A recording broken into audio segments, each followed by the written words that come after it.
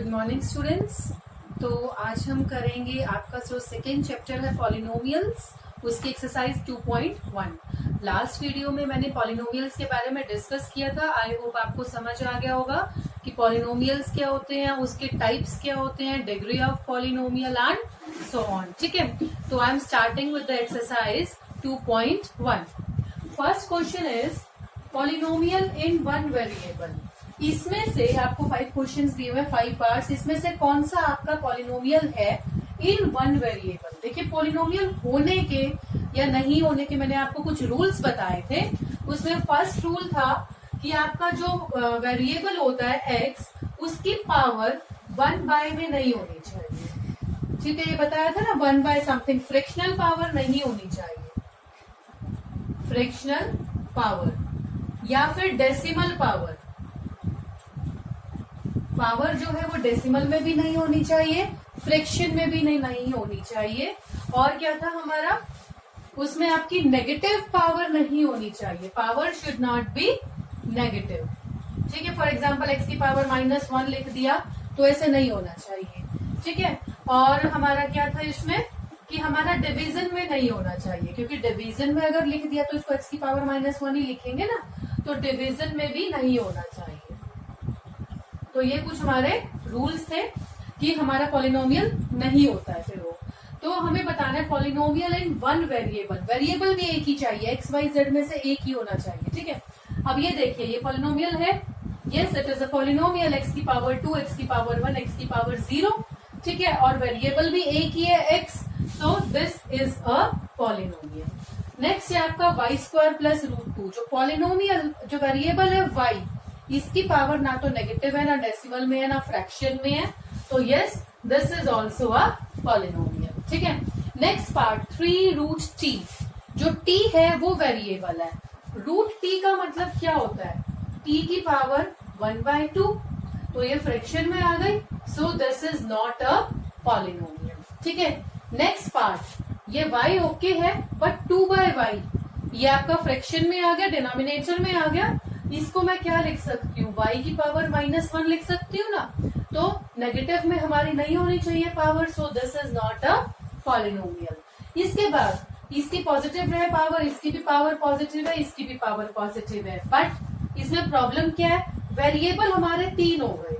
ठीक है, और इसने पूछा था पॉलिनोमियल इन वन वेरिएबल। अगर क्वेश्चन ये होता कि ये बताओ कौन से पॉलिनोमियल हैं, वेरिएबल नहीं पूछा, ओनली पॉलिनोमियल है या नहीं है, तो this is a polynomial. But इन्होंने वन वेरिएबल भी पूछा है साथ में, तो हमें लिखना पड़ेगा no, this is not a polynomial in one variable. ये पॉलिनोमियल है 3 वेरिएबल्स में।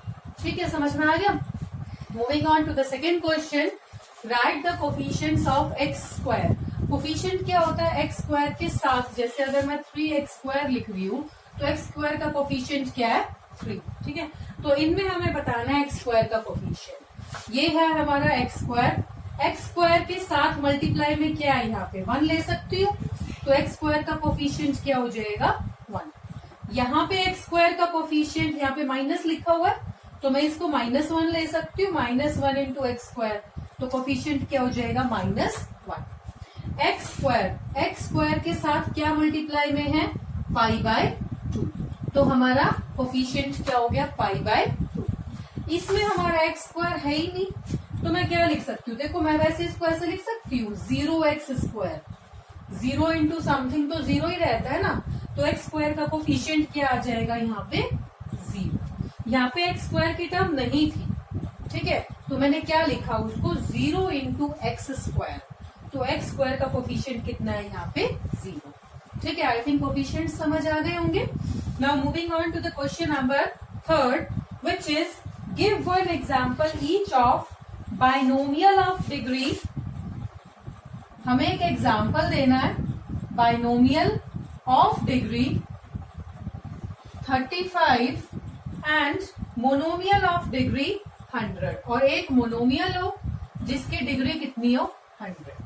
बाइनोमियल का मतलब यू आर हैविंग 2 टर्म्स। ठीक है, 2 टर्म्स होनी चाहिए और हाईएस्ट पावर कितनी होनी चाहिए, 35। तो मैं ऐसे लिख सकती हूँ, x की पावर 35 प्लस में 5, कुछ भी लिख लो। या ऐसे लिख लो x की पावर 35 प्लस में x स्क्वायर, दूसरी पावर कुछ भी दे दो, हाईएस्ट पावर जो है वो 35 होनी चाहिए। ठीक है, इसके बाद ये तो हो गए आपके फर्स्ट एग्जाम्पल, फर्स्ट केस के। मोनोमियल ऑफ डिग्री 100, मोनोमियल का मतलब एक ही टर्म होगी हमारे पास और उसकी पावर कितनी होगी 100, तो 3x पावर 100, x की पावर 100 तो लेना ही पड़ेगा। ये जो कोफिशिएंट है इसको आप 1, 2, 3, 4 कोई भी आप रैशनल इरेशनल नंबर कुछ भी ले सकते हो, फ्रैक्शन जैसे -4/3 x की power 100, this is also a monomial, ये भी एक मोनोमियल है जिसकी पावर 100 है। ठीक है, बस हमें क्या करना है, x की पावर 100 होनी चाहिए। Now moving on to the question number 4। Question number 4 में हमें बतानी है degree, right the degree of the following polynomials. तो मैं आपको कुछ पार्ट्स लिख रही हूं यहाँ पे, जो इसके पार्ट्स हैं 5x³ plus 4x² plus 7x, second is 4 minus y², third is 5t minus √7 and fourth is 3। हमें बतानी है डिग्री। ठीक है, डिग्री क्या होता है, power of highest power of variable, highest power of variable is known as degree. ठीक है, इसमें जो वेरिएबल्स है हमारे उनकी हाईएस्ट पावर देखनी है। वेरिएबल क्या है इसमें हमारा x है, x की पावर 3, x की पावर 2, x की पावर 1, तो हाईएस्ट पावर क्या है हमारी 3, तो डिग्री क्या आएगी। इसमें देखिए हाईएस्ट पावर, यहाँ पे y है ही नहीं, यहाँ क्या है y का स्क्वायर, y की पावर 2 है, तो हमारी डिग्री क्या आएगी 2। ठीक है, यहाँ पे क्या है t की पावर 1, यहाँ पे t है ही नहीं, तो हाईएस्ट पावर क्या आएगी 1। अब यहाँ पे हमारा वेरिएबल ही नहीं है, ये हमारा कांस्टेंट पॉलिनोमियल है, मैंने टाइप्स ऑफ पॉलिनोमियल में कराया था। तो कांस्टेंट पॉलिनोमियल की जो डिग्री होती है वो क्या होती है, आपको याद हो तो कांस्टेंट पॉलिनोमियल की डिग्री क्या होती है 0, क्योंकि इसको मैं क्या लिख सकती हूँ 3 इंटू एक्स की पावर 0, कोई भी वेरिएबल ले लिया x, y, z और उसकी पावर क्या लिख दी 0, तो डिग्री क्या मानी जाएगी इसकी 0। टाइप्स ऑफ पॉलिनोमियल में हमने किया था, this is a constant polynomial, this is a linear polynomial, ये आपका क्वाड्रेटिक है हाईएस्ट पावर 2, और ये क्या आपका क्यूबिक पॉलिनोमियल। ठीक है, तो आप यहाँ पे साथ में लिख भी लीजिएगा, this is a cubic polynomial. ठीक है, और यहाँ पे आपकी डिग्री 2 है, so this is quadratic, this is linear and this is constant polynomial. Okay, इसके बाद चलते हैं 5th question, classify the following as linear, quadratic and cubic. अभी हमने लीनियर, क्वाड्रेटिक, क्यूबिक का थोड़ा सा पढ़ा है ना, तो वही क्लासिफिकेशन देनी है आपको। फर्स्ट क्वेश्चन है आपका x² प्लस x, सेकेंड है x minus x³, third is y plus y² plus 4 and the fourth is 1 plus x, fifth is 3t, sixth is r², seventh is 7x³।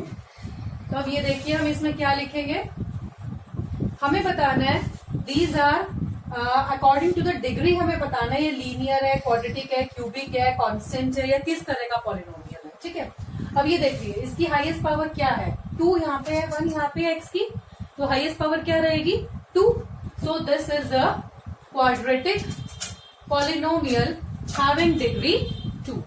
इसके बाद x minus x³, तो highest power क्या है 3, सो this is a cubic polynomial having degree 3। Next part, ये y² 4, तो y की power कितनी है 2, हाईएस्ट पावर 2 है, so this is also a quadratic polynomial, degree क्या रहेगी इसकी 2।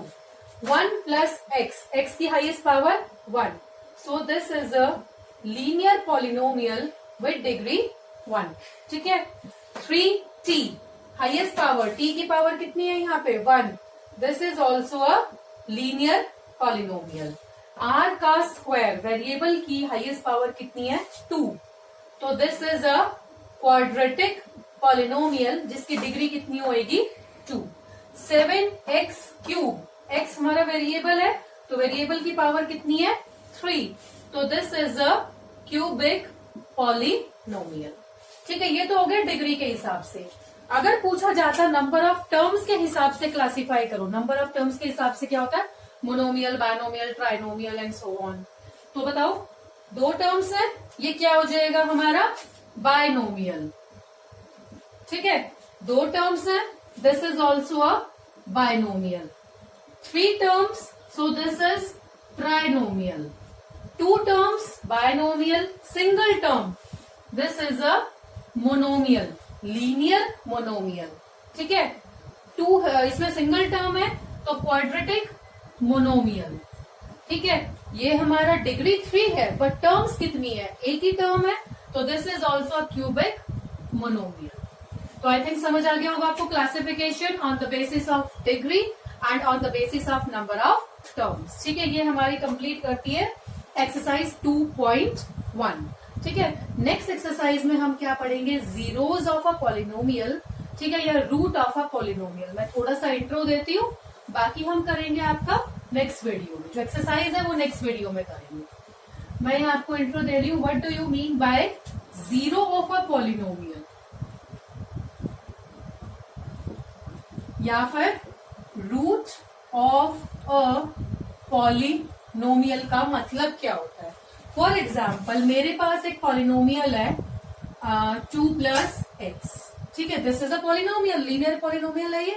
तो जीरो ऑफ अ पॉलिनोमियल या रूट का मतलब क्या होता है, x की कोई ऐसी वैल्यू बताओ जो मैं इसमें पुट कर दूं और आंसर क्या आ जाए 0। ठीक है, तो वो वैल्यू क्या होगी, जीरो ऑफ द पॉलिनोमियल। तो जीरो ऑफ द पॉलिनोमियल क्या होता है, value of x such that, ये हमारा एक पॉलिनोमियल है f into x, F x मतलब x की टर्म्स में ये एक पॉलिनोमियल है, इसको हम एफ एक्स या पी एक्स लिख सकते हैं। ठीक है, और अगर मुझे एक वैल्यू मिल जाए, वैल्यू ऑफ x, जैसे अल्फा एक वैल्यू आ गई सच दैट f अल्फा जो है वो 0 आ जाए, such that f alpha is 0, then alpha is the root या 0 of the polynomial fx। समझ में आया, fx एक पॉलिनोमियल था। ठीक है, उसकी रूट मुझे क्या मिलेगी, x की कोई ऐसी वैल्यू जो x की जगह अगर मैं पुट कर दूं एंड आंसर आ जाए 0, तो उस वैल्यू को, उस अल्फा को क्या बोला जाएगा, रूट ऑफ दैट पॉलिनोमियल। जैसे अगर मैं x को -2 पुट कर दूं, 2 + -2, x की वैल्यू क्या ले रही हूं मैं -2। ठीक है, तो आंसर क्या आ जाएगा, 0 आ जाएगा। ठीक है, 2 - 2 कितना हो गया, 0 हो गया। इसका मतलब ये जो x = -2 है यही मेरा अल्फा है and this is the root of this polynomial. समझ में आ गया। एक और एग्जांपल लेते हैं। For example I am writing x - 5, ये मेरा एक पॉलिनोमियल है fx।